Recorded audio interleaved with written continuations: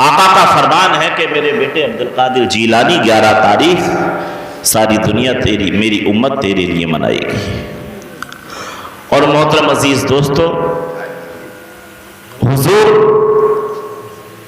غوث اعظم دستگیر بڑے پیر صاحب کے پیارے عاشق، کیونکہ آپ کے جتنے بھی عاشق گزرے ہیں سارے ولی ہوئے ہیں، بڑے پیر صاحب کے جتنے پیارے گزرے ہیں سب ولی ہوئے ہیں، جتنے عاشق گزرے سارے کے سارے ولی ہوئے ہیں۔ حضور سیدنا شیخ عبد القادر جیلانی رضی اللہ تعالیٰ عنہ کی طبیعت جس وقت علیل تھی، رخصتی کا وقت تھا، تو معزز سامعین اکرام، عاشقوں نے پوچھا کہ سرکار آپ کے چہرے کو بنا دیکھے دل کو سکون نہیں آتا، آپ کے چہرے کو بنا دیکھے دل کو سکون نہیں ملتا، دل کو سکون نہیں ملتا کہ یا سرکار آپ کے دیدار جب تک نہیں کیا جاتا دل کو چین نہیں پڑتا کہ سرکار آپ فرماتے ہیں کہ رخصتی کے وقت قریب ہے کہ ہم آپ کے چہرے کو کیسے دیکھیں گے، آپ کو کیسے دیکھیں گے، دیدار کیسے کریں گے۔ تو میرے سرکار نے اس وقت فرمایا کہ اے میرے چاہنے والوں، اے میرے چاہنے والوں سنو، اگر تم چاہتے ہو کہ میں تمہارے قریب آؤں، تم چاہتے ہو کہ میں تمہارے پاس آؤں، تم چاہتے ہو کہ تم مجھے جو ہے دیکھو، تو محترم عزیز دوستو، حضور غوث اعظم دستگیر نے فرمایا کہ 11ویں شریف کو ایجاد کرو، 11ویں شریف کو مناؤ، تمہارا کام دسترخوان سجانا ہے، اس پر آنا میرا کام۔ بڑے پیر صاحب نے کیا فرمایا کہ تمہارا دسترخوان سجانا ہے اور میرا اس پر آنا ہے 11ویں تاریخ کے لیے۔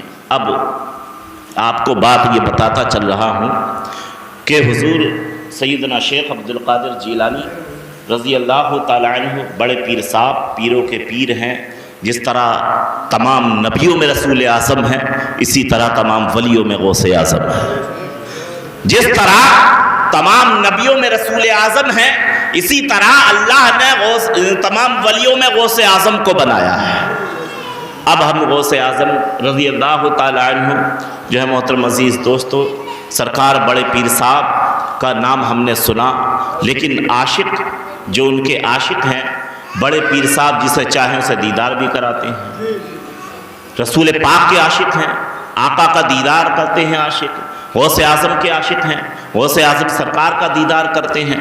محترم عزیز دوستو، بڑے پیر صاحب حضور سیدنا شیخ محبوب سبحانی سید شیخ عبد القادر جیلانی رضی اللہ تعالیٰ عنہ، اب ہمارے ذہن میں بات یہ گھومتی ہے کہ بڑے پیر صاحب وہی دیکھنے میں کیسے ہوں گے، کہ بڑے پیر صاحب دیکھنے میں کیسے ہیں، تو بتا یہ جاتا ہے کہ بڑے پیر صاحب حضور سیدنا شیخ عبد القادر جیلانی کا چہرہ جو ایک بار دیکھتا تھا، بار بار تڑپ دل کے اندر پیدا ہوتی تھی کہ نظروں سے اس چہرے کا دیدار کرتا رہا۔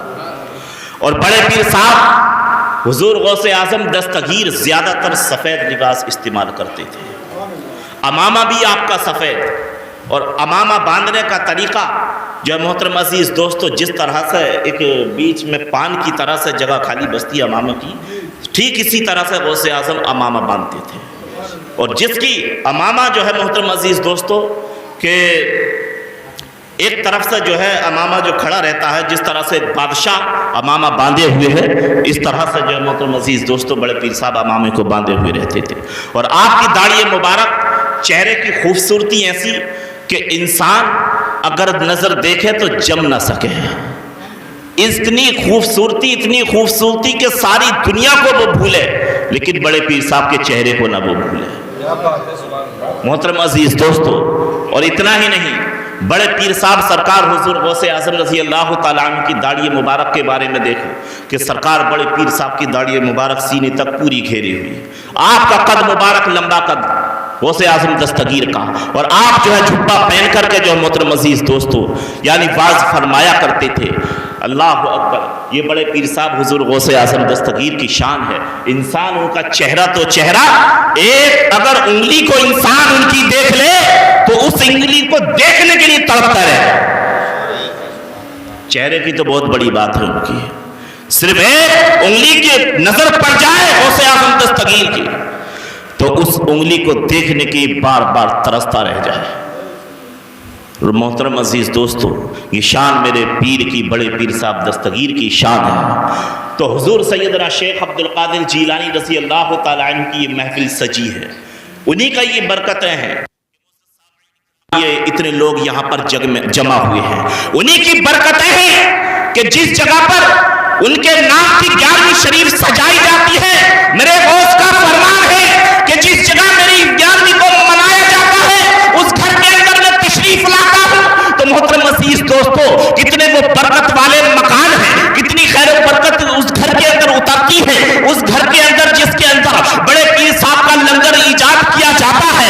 تو ہم اپنی قسمتوں پر ناز کریں کہ بڑے پیر صاحب کے نام پر ہم اپنے گھروں کے اندر لنگر کرتے ہیں۔ اتنا ہی نہیں محترم عزیز دوستو، میرے سرکار کے جب گھر کے اندر قدم پڑ گئے تو بڑے پیر صاحب کے جس جگہ پر قدم پڑ گئے، معزز سامعین کرام، اس جگہ سے جو شیطانیت دور ہو گئی۔ جس سرکار بڑے پیر صاحب کے قدم جس انسان کی گردن پڑ گئے، اللہ پاک نے اس کو ولی بنا دیا ہے۔ تو ہم اپنی قسمتوں پر ناز کریں، جب ہمارے گھروں پر بڑے پیر صاحب کے قدم پڑیں گے، معزز سامعین کرام، ہمارے گھر کے اندر برکتیں پیدا ہوں گی، ہمارے گھروسیوں میں برکتیں پیدا ہوں گی، ہمارے گناہوں میں کمی ہوگی، اللہ پاک رحمتیں نازل فرمائے گا۔ کس کے صدقے؟ بڑے پیر صاحب حضرت شیخ عبد القادر جیلانی سرکار کے صدقے میں، کیونکہ اللہ پاک نے ان کا صدقہ ایسا عطا کیا ہے کہ جس پر ان کی نظر پڑی اللہ پاک نے اس کو ولی بنا دیا، چوروں کو اللہ پاک نے ولی بنایا ہے۔ چور آپ سے مرید ہونے کے لیے آتے ہیں، محترم عزیز دوستوں، غوث اعظم کی نظر ان پر پڑی ہے،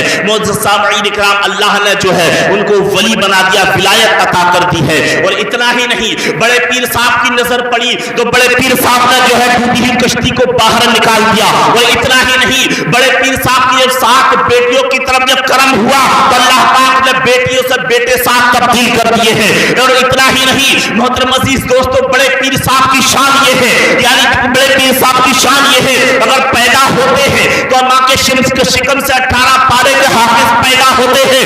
بڑے پیر صاحب کی شان ایسی ہے کہ محترم عزیز دوستو، اگر وہ مردے کی طرف اشارہ فرمائے تو مردہ زندہ ہوتا ہوا نظر آتا ہے، اگر زندے کی طرف اشارہ فرمائے تو وہ مردہ ہوتا ہوا نظر آتا ہے۔ اور اتنا ہی نہیں، ایک نہیں، اگر قبرستان کے 300 مردے بھی ہو تو بڑے پیر صاحب کے ایک فرمان کے مطابق سارے کے سارے کھڑے ہو جاتے ہیں۔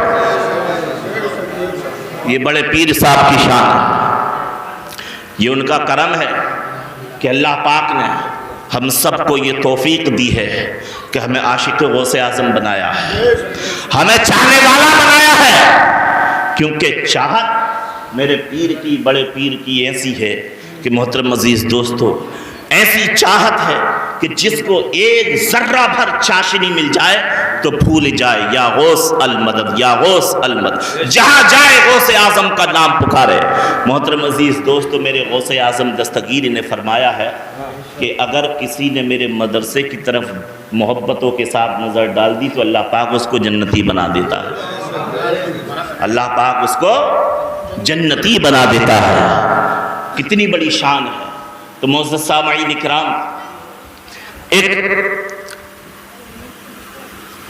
اللہ کے ولی حضور غوث اعظم دستگیر کی بارگاہ میں ایک شخص آیا، اس نے آ کر کے عرض کیا کہ سرکار، میں آپ کا مرید بننا چاہتا ہوں، میں آپ کا مرید بننا چاہتا ہوں۔ تو معزز سامعین کرام، بڑے پیر صاحب کے ہاتھ میں ہاتھ تب پہنچتا ہے جبکہ انسان کامل پیر کے ہاتھ میں ہاتھ دے دیتا ہے، اس سے پہلے بڑے پیر صاحب کے جو ہے ہاتھ میں ہاتھ نہیں پہنچے گا، کیونکہ سیڑھی پیر سے چلتی ہے، شروعات پیر سے ہوتی ہے، پیر بڑے پیر صاحب سے ملاتا ہے، بڑے پیر صاحب حضرت امام حسن سرکار، امام حسین سرکار سے ملاتے ہیں، حضرت امام حسن سرکار، امام حسین سرکار مولا کائنات سے ملاتے ہیں، مولا کائنات رسول پاک سے ملاتے ہیں، اور جب رسول پاک تک جس کا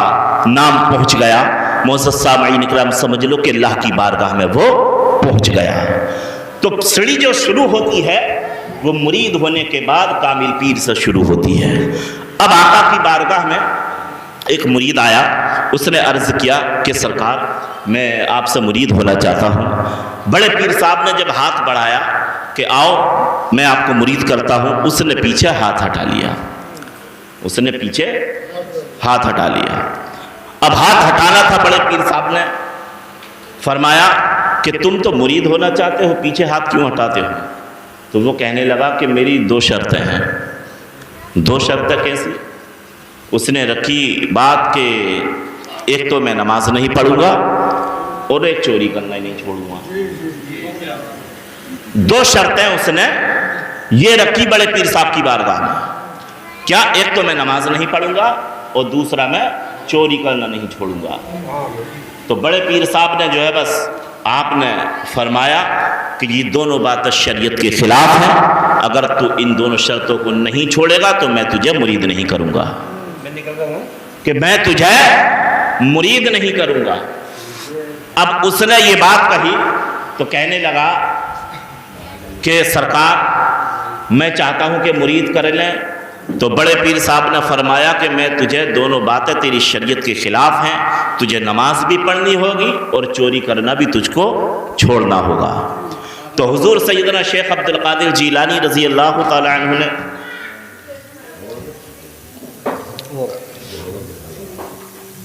فرمایا کہ تجھے دونوں باتوں پر عمل کرنا ہوگا، تب تجھ کو مرید کروں گا۔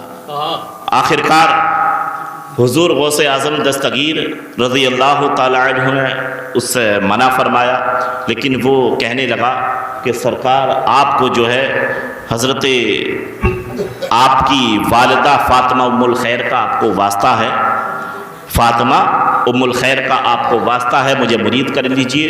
اور آپ کے والد گرامی حضرت ابو صالح جنگی دوست رحمت اللہ تعالی علیہ، یعنی ان کا آپ کو واسطہ ہے۔ تو بڑے پیر صاحب نے فرمایا کہ تو کیا چاہتا ہے؟ مرید ہونا چاہتا ہے، لیکن تو شریعت کے خلاف چل رہا ہے، تیری دونوں باتوں کو میں الگ کرتا ہوں۔ آخرکار بڑے پیر صاحب نے فرمایا کہ ٹھیک ہے میں تجھے مرید کرتا ہوں، لیکن مجھے جو ہے میری ایک بات کو ماننا پڑے گا، تجھے میری ایک بات تجھے ماننی پڑے گی۔ وہ کہنے لگا کہ سرکار جب آپ میری یہ باتیں جو تھی یہ آپ نے جو ہے ایک طرف کو رکھ دی، تو آپ کی بات بھی میں مان لوں گا، آپ کی بات بھی میں مان لوں گا۔ تو بڑے پیر صاحب نے فرمایا ٹھیک ہے اگر نماز نہ پڑھے گا تو ایک کام کرنا کہ 5 وقت میں پابندی کے ساتھ تجھے آذان پڑھنی ہے، اور آذان ایسے پڑھنی ہے کہ جہاں بھی ہوگا آذان کا وقت ہوگا فوراً آذان پڑھے گا۔ اب یہ شرط جو ہے بڑے پیر صاحب نے رکھی، اس نے قبول کی اور بڑے پیر صاحب نے اس کو مرید کر لیا، مرید بن گیا۔ آخرکار بڑے پیر صاحب کا جو بھی مرید ہو گیا اس کا مقام اللہ نے فوراً بڑھا دیا۔ جب مرید ہو گیا تو مقام تو اس کا بڑھ گیا۔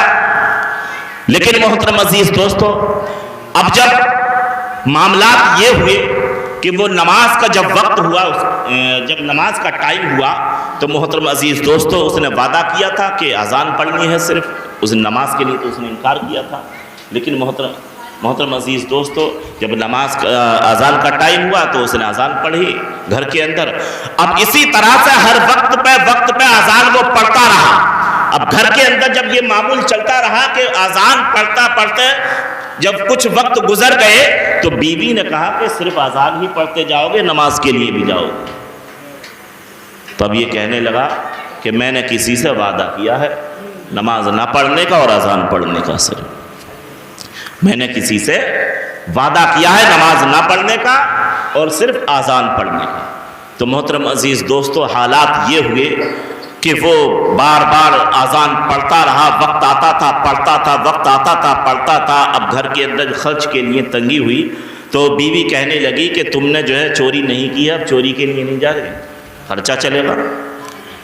اب جیسے ہی اس نے کہا کہ ایسا کون سا وقت میں تلاش کروں جو اذان کے بغیر وہ وقت ہو، میں چوری کیسے کروں گا؟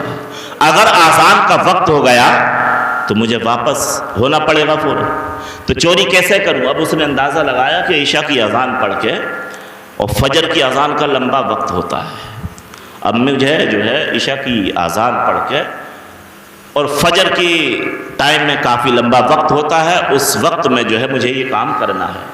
آخرکار اس نے جو ہے بغداد شریف کے اندر ایک مکان کے اندر جو گھسا، رات کے اندر تیسرا پہر تھا معزز سامعین کرام، وقت اس نے جو تیسرا پہر تھا اس نے جو ہے گھر کے اندر پہنچا، اس نے زیورات باندھنا شروع کر لیا. اس کو اتنا وقت وہاں پر لگا چوری کرتے کرتے، اتنا وقت اس کو لگ گیا کہ فجر کی یعنی سارا سامان باندھ لیا، گٹھری باندھ لی، اور اتنا وقت ہو گیا کہ فجر کی اذان کا وقت ہو گیا اسی گھر کے اندر. اب جب اس نے وقت دیکھا سامان بندھا ہوا تھا، اب وعدہ تھا بڑے پیر سے، وعدہ تھا بڑے پیر سے. اب جب وقت ہوا تو اس نے سوچا کہ سامان اب یہیں رکھوں، اب وعدہ کیے ہوں، اب اذان مجھے یہیں پڑھنی ہے. کہاں؟ جس گھر کے اندر چوری کرنے گیا تھا. جب وقت ہوا تو اذان اس نے جو ہے شروع کر دی. اب جیسے ہی اذان شروع کری ہے گھر والے سب کے سب جاگ گئے، سب اٹھ گئے. اٹھنے کے بعد گھر والوں نے دیکھا کہ بھئی آج جو ہے گھر کے اندر اذان کیسے؟ اب گھر والوں نے اٹھنے کے بعد جو ہے وہاں جو ہے نماز شروع کی. اب گھر والے بولے کہ حضرت آپ نے اذان پڑھی ہے اور نماز بھی آپ ہی پڑھائیں گے، نماز بھی آپ ہی پڑھائیں گے، اذان آپ نے پڑھی ہے. تو یہ کہنے لگا مجھے حضرت مت کہو، مجھے حضرت مت کہو. گھر والے بولے کہ تم نے اذان پڑھی ہے، آپ ایسا لگتا ہے کہ نیک ہیں، پرہیزگار ہیں، متقی ہیں. یہ کہنے لگا کہ میں چور ہوں. اب گھر والے کہنے لگے کہ تم اپنی ولایت پہ جو ہے چوری کا پردہ ڈال رہے، تم ایسا لگتا ہے کہ تم نیک ہو، پرہیزگار ہو. کیونکہ اس دور میں جو ہے ولی ہونا کوئی مشکل بات نہیں تھی. اس دور میں کیوں مشکل نہیں تھی؟ جس پر بڑے پیر کی نظر ہو گئی ولی بن گیا، جس کی طرف بڑے پیر کا اشارہ ہو گیا ولی بن گیا، جس کے گردن پر بڑے پیر کا قدم رکھ گیا ولی بن گیا. چور کو ولی بنا دیا. غوث اعظم دستگیر نے پیڑھی کے چوکی کے نیچے چھپا تھا، بڑے پیر صاحب کی زبان سے نکل گیا کہ دکھا لو ابدال فلاح علاقے کا جو ابدال پہنچانا ہے. محترم عزیز دوستو وہ ولی بن گیا. تو اس دور میں لوگوں کے لیے یہ ایک اچنبا یا عجیب بات نہیں تھی کہ یہ ولی ہے، کیونکہ جہاں نظر چلتی تھی غوث اعظم کی وہاں ولی بنتے تھے، اور ایک نہیں پوری جماعت ولی بنتی تھی. صفوں جدھر نظر اٹھی پوری جماعت صفوں کی ولایت کا مقام مل گیا. اب ان گھر والوں نے کہا کہ تم ایسا لگتا ہے ولی ہو، تم نے نیک ہو، پرہیزگار ہو، متقی ہو. اب یہ کہنے لگا کہ میں ولی نہیں ہوں، میں تو ایک چور ہوں. دیکھو تمہارا سامان باندھنے کے جو تمہارا سامان بندھا ہوا ہے اس کو دیکھو. تو وہ کہنے لگے، ان کو یقین نہیں ہوا. وہ کہنے لگے کہ تم اپنی ولایت پر جو ہے چوری کا پردہ ڈال رہے ہو، خود کو بدنام کر کے اپنی ولایت کو چھپا رہے ہو. آخرکار ہوا یوں کہ ان لوگوں نے اس کے پیچھے جو ہے محترم عزیز دوستو ضد کی کہ ہم تمہارے پیچھے نماز ادا کریں گے. اور بڑے پیر صاحب دستگیر اس وقت جو ہے اپنے مریدوں کے ساتھ میں یعنی اپنے مدرسے کے اندر حجرے کے اندر تشریف فرما تھے. اللہ اکبر. تو اس وقت جو ہے اس وقت بڑے پیر صاحب اس گھر کے اندر موجود نہیں تھے، اپنے حجرے کے اندر موجود تھے، یعنی جو ہے حجرے کے اندر موجود تھے. آپ کے خادم موجود تھے اس جگہ پر. بڑے پیر صاحب یعنی مسکرانے لگے. خادموں نے پوچھا کہ سرکار آپ اچانک مسکرائے کیوں ہو؟ تو بڑے پیر صاحب کہنے لگے کہ اے میرے مریدوں سنو یعنی فلاں شخص جو مجھ سے مرید ہونے کے لیے آیا تھا، دیکھو فلاں گھر کے جا کر اندر پھنس چکا ہے. وہ پھنس گیا ہے اس گھر کے اندر، چوری کے لیے گیا تھا، لیکن ان لوگوں نے سمجھ لیا کہ نیک اور پرہیزگار اور متقی ہے. اللہ اکبر. معزز سامعین کرام وہ پھنس چکا ہے. اور مریدوں نے کہا کہ سرکار اب وہ بچے گا کیسے؟ تو حضور غوث اعظم نے فرمایا کہ سنو یعنی اے میرے شاگردوں سنو، یعنی ابھی یہ بچ بھی جائے گا. اللہ اکبر. محترم عزیز دوستو جب ایسا ہوا کہ جب ان لوگوں نے ضد کی کہ یعنی حضرت ہمیں نماز پڑھائیے، انہوں نے جماعت کے ساتھ نماز بھی پڑھائی. اللہ اکبر. محترم عزیز دوستو یعنی نماز پڑھائی. نماز کے بعد میں جو ہے حضور شیخ عبد القادر جیلانی رضی اللہ تعالی عنہ کی بارگاہ میں جو ہے محترم عزیز دوستو وہی سے ہاتھ جوڑ کر کے اس طرح سے جو ہے آپ کے مدرسے کی طرف ہاتھ جوڑ کر کے عرض کرنے لگا کہ سرکار آپ نے ابھی مجھے مرید کیا تھا، سرکار آپ کی شان کیا ہے؟ آپ نے مجھے آزان دینے کے لیے درس دیا تھا، آزان کی بدولت جو ہے آپ نے مجھے جو ہے یہ مقام، یہ خصوصی خطاب مجھ کو عطا کر دیا ہے کہ لوگ مجھے حضرت کہہ کر کے پکارنے لگے کہ سرکار